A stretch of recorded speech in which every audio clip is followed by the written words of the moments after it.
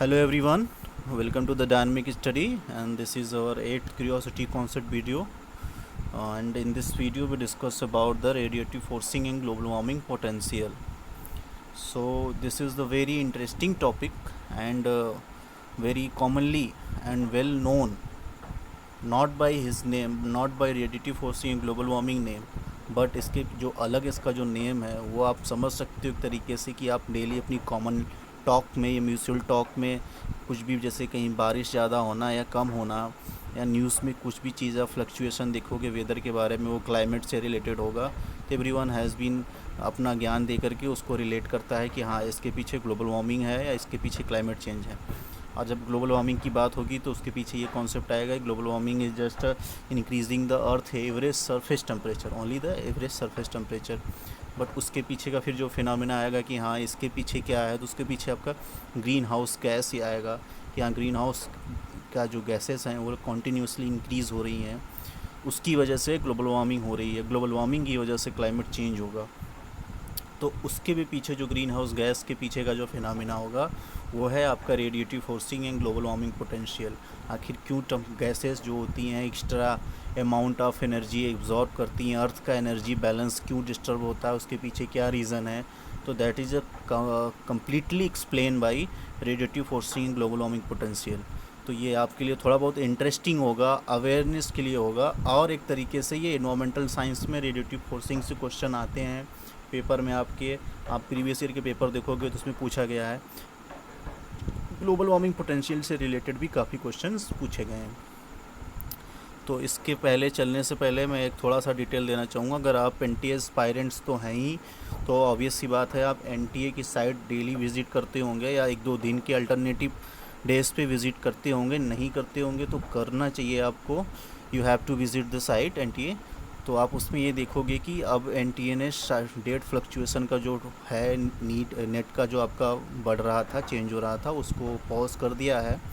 अब चेंज होगा कि नहीं इसके भी कोई प्रोबेबिलिटी नहीं है, पर उसने नीट और क्या कहते हैं जेई की एग्ज़ाम जो डेटेड हैं, नीट की नहीं जेई के एग्ज़ाम जो डेटे हैं उसको उसने सितंबर में पोस्टपोन कर दिया है।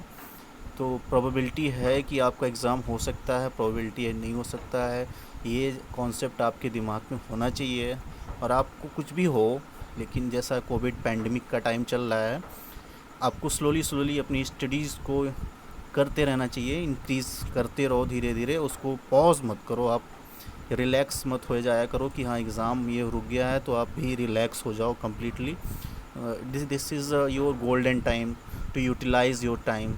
ये आपके पास इससे अच्छा मौका कभी नहीं मिलेगा टू शार्प योर स्किल। आप अपनी स्किल को शार्प कर सकते हो, अपनी टैलेंट्स को और बढ़ा सकते हो, नई नई चीज़ें सीख सकते हो, और बाकी बहुत सारी चीज़ें जो है आप कर सकते हो।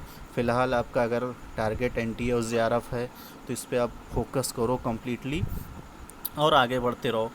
तो चलिए देखते हैं कि रेडिएटिव फोर्सिंग क्या है। देखो आईपीसीसी ने इस टर्म्स को तो बहुत ही लंबे चौड़े भाषण में, बहुत सा लंबे चौड़े वर्ड्स में डिस्क्राइब किया है कि what is the radiative forcing. The radiative forcing of the surface troposphere systems due to the perturbation in the introduction of an agent say change in the greenhouse gas concentration. ये काफ़ी लंबा है, इसको आप पढ़ोगे तो समझ में आएगा। इसने कुल मिला करके यही कहा है कि जो अर्थ का एनर्जी बजट है, यानी कितना एनर्जी आपके पास आ रही है, उतनी एनर्जी जो होती है आपकी शॉर्ट वेव्स के रूप में आती है, और लॉन्ग वेव यानी थर्मल इंफ्रारेड के रूप में वो रिलीज़ करती है। तो जो रिलीज़ होता है उसको टेरेस्ट्रियल रेडिएशन बोला जाता है, जो सरफेस से अर्थ रेडिएट करती है। तो ये वर्ड्स में अगर आप देखोगे तो रेडिएटिव फोर्सिंग यानी जो भी चीज़ रेडिएट हो रही है उसमें फोर्सिंग, यानी एक तरीके से the terms you can say that the radiative forcing, इसको आईपीसीसी ने यूज़ किया था। तो इसमें आप कह सकते हो कि चेंज इन द सोलर इरिडेंस, इरिडेंस यानी जो सोलर की किरणें आती हैं सर हमारे सरफेस पे, वो होता है that incident upon the planet और other changes that affect the radiative energy absorbed by the surface. जो भी सरफेस हमारी एनर्जी एब्जॉर्ब कर रही है सोलर इरिडेंस के द्वारा, सोलर का जो इंसुलेशन होता है टोटल वो आ रहा है, और किसी रीजन की वजह से अगर वो 10 मान लो, एक यूनिट ले लो आप, 10 अमाउंट्स में आ रहा है और 10 अमाउंट्स में वो रिलीज़ हो रहा है, तो ये हो गया आपका इक्विलिब्रियम स्टेज और बैलेंस स्टेज हो गया। प्लस अगर ये देखो कि आप किसी भी रीजन की वजह से ये चेंज हो जाए, यानी इक्वेशन अगर आप देखो कि absorption is equal to radiation, ये आपका बैलेंस इक्वेशन है। बट अगर इस इक्वेशन में थोड़ा बहुत चेंजेस आ जाए, यानी एक्स्ट्रा अमाउंट आपका इनकमिंग रेडिएशन के रूप में हो जाए, वो किस रीजन पे हो सकता है, उसके रीज़न बहुत सारे हो सकते हैं। तो उसकी वजह से जो डिस्टर्बेंस होता है, जो एक्स्ट्रा एनर्जी या हीट मिलती है अर्थ को, वो होती है आपकी रेडिएटिव फोर्सिंग, यानी जो डिफरेंस किया जाता है, जो इंक्रीज़ हो जाता है वो। आप इसी में ही देखो, अर्थ में इसका एब्जॉर्प्शन और रेडिएशन इक्वल है, तो ये आपका अर्थ एनर्जी बजट जो है वो कांस्टेंट है, एकदम से बैलेंस्ड वे में है। 235 वाट स्क्वायर पर मीटर होता है, इतना आपको आइडिया होना चाहिए। तो इसमें आप देखोगे कि जो सेकेंड इक्वेशन दिया गया है, Q absorption plus Q absorption 2 दिया गया है इसमें। फिर उसके बाद आपका रेडिएशन इसमें जो एब्जॉर्ब्स कर रही है उसमें वो extra amount of heat absorb कर रहा है, वो देखोगे। अगर absorption is equal to radiation है तो सही है, लेकिन एब्जॉर्प्शन में प्लस वो एक्स्ट्रा अमाउंट ऑफ हीट उसको मिल रही है। एक्स्ट्रा अमाउंट ऑफ हीट मिलने की वजह से ये हो गया कि एक्स्ट्रा अमाउंट ऑफ मिल तो वो रिलीज़ जो कर रही थी 10 ही कर रही थी, अब उसको मिलने लगी है 12 यूनिट को ही मान लो एक तरीके से आप। अब 12 यूनिट है, रिलीज वो 10 ही कर रही है, 2 यूनिट जो है वो अर्थ के एवरेज टेम्परेचर को इंक्रीज़ कर रहा है कॉन्टीन्यूसली। फिर डेली अगर एक दिन हुआ ऐसा, 2 दिन हुआ, कॉन्टीन्यूसली टेम्परेचर इंक्रीज़ हो रहा है अर्थ सरफेस का, यानी एक्स्ट्रा हीट जो है वो अर्थ के क्या कहते हैं एटमॉस्फेयर में वो ट्रैप हो रही है, जिसकी वजह से अर्थ का एवरेज सरफेस टेम्परेचर इंक्रीज़ हो रहा है। तो इसी को जो चेंजेस हो रहे हैं ये रेडिएटिव फोर्सिंग आप कह सकते हो। Basically you can say that the change in the solar irradiance incident upon the planet और other changes that affect the radiative energy absorbed by the surface. Example के तौर पे आप कह सकते हो change in the surface reflection property. This is the imbalance in the radiation budget has the potential to lead the change in the climate parameter and thus result in a new equilibrium state of the climatic system। ये सारी चीज़ें होती हैं आपके यहाँ।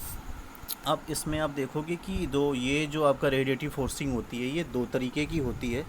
इसमें देखो जो एक्स्ट्रा अमाउंट उसको हीट मिल रही है उसके बहुत सारे रीज़न हो सकते हैं, जैसे कि आपका जो आप सरफेस ले लो, जैसे आइस का हो गया। अगर आइस का टेम्परेचर अभी क्या है, उसका एल्बिडो सन मैक्सिमम हीट को क्या कर रही है, मैक्सिमम लाइट को वो इमिट कर दे रही है।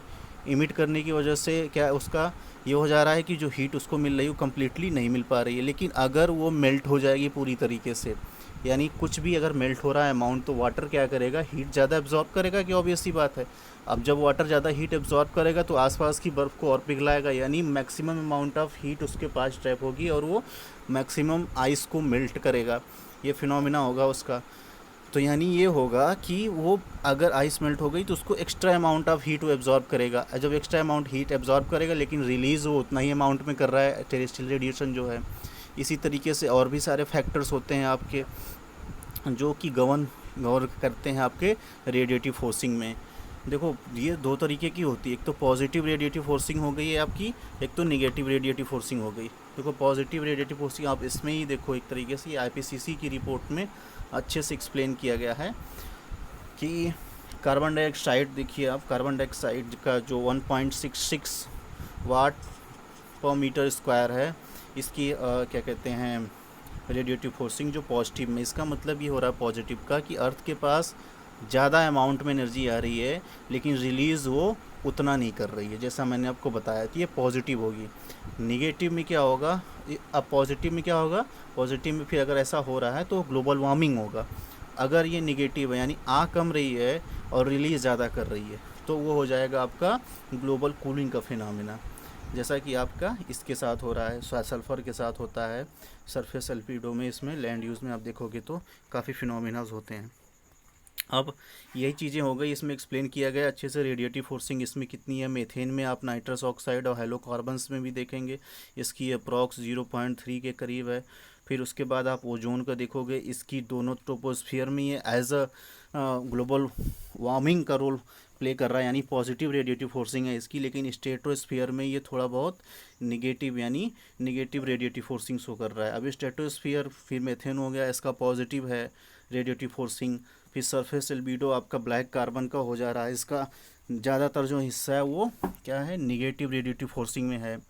और फिर उसके बाद आपका आ जा रहा है टोटल एरोसॉल जो हो रहे हैं, इसमें एरोसॉल जो है आपका निगेटिव रेडिएटिव फोर्सिंग कर रहा है। ओवरऑल अगर आप देखोगे तो करीब वो 1.6 के अमाउंट के इक्वल टू आपको पॉजिटिव रेडिएटिव फोर्सिंग मिल रही है।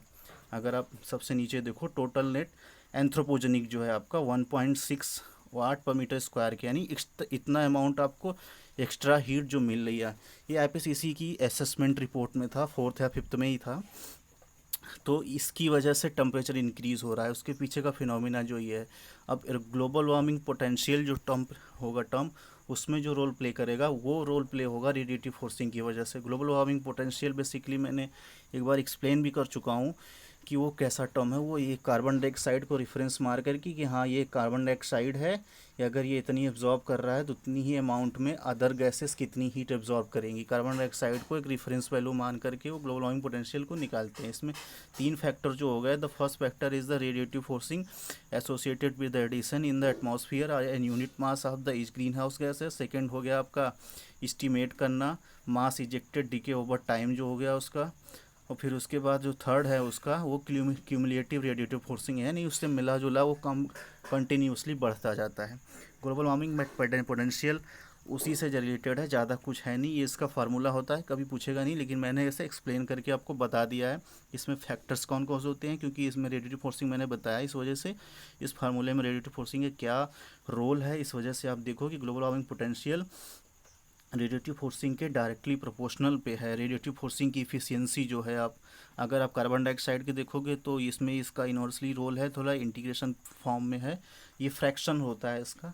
तो फिर ग्लोबल वार्मिंग पोटेंशियल्स एक तरीके से आप यही समझ सकते हो कि जैसे कि एक कार्बन डाइऑक्साइड जो जितनी हीट एब्जॉर्ब कर रहा है, यानी उतना आप ये कह सकते हो कि एक मीथेन का मॉलिक्यूल जितना क्या कहते हैं हीट एब्जॉर्ब कर रहा है, उतना 34 या 37 कार्बन डाइऑक्साइड के मॉलिक्यूल्स एब्जॉर्ब करेंगे। यानी ग्लोबल वार्मिंग पोटेंशियल ज़्यादा हो गया आपका इस मीथेन का। ये residence time, decay, radiative forcing, energy को एब्जॉर्ब करने, इन सब चीज़ों के बेसिस पे डिफाइन करते हैं, जैसा मैंने अभी ऊपर एक्सप्लेन किया है। बाकी चीज़ें हैं ये बहुत सारे इंटरेस्टिंग है। रेडिएटिव फोर्सिंग बेसिकली इतना ही समझिए आप कि जो इक्विलिब्रियम होता है अर्थ एनर्जी बजट का, वो जब चेंज हो जाता है तो उसकी वजह से जो इम्बैलेंस क्रिएट होता है, एक्स्ट्रा हीट जो एब्जॉर्ब करती है अर्थ को, वही आपका होता है रेडिएटिव फोर्सिंग, यानी जो डिफरेंस होता है उसमें वही। चलो फिर देखते रहिए, पढ़ते रहिए और कॉन्टीन्यूसली अपनी स्टडी को रोकिए मत। Thank you, happy learning.